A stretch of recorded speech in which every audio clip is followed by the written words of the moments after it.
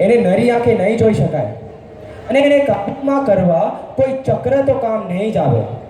હા, તો એને કાબૂમાં કરવા આપણે કરવું શું? એના માટે તો ફક્ત અને ફક્ત એક જ માર્ગ છે. કેવો માર્ગ રાજન? એ જ કે જ્યારે દુશ્મનને પરાજિત કરવા કોઈ પણ શસ્ત્રો કે કૂટનીતિ કામ ના આવે ને, ત્યારે એ કૂટનીતિને નેવે મૂકીને કુટુંબ નીતિ પર ધ્યાન આપવું આવશ્યક થઈ જતું હોય છે.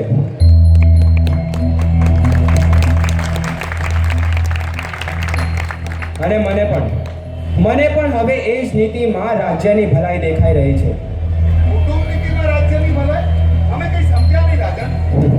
રાજ પંડિત, જો નહીં સમજાયો ને તો સમજવાનું મૂકી દો, અને થઈ શકે તો આ કુળના વંશજોને સ્મરવાનું શરૂ કરી દો, કેમ કે એમના સ્મરણ પછી જ તમે મારી વાતને સમજી શકશો.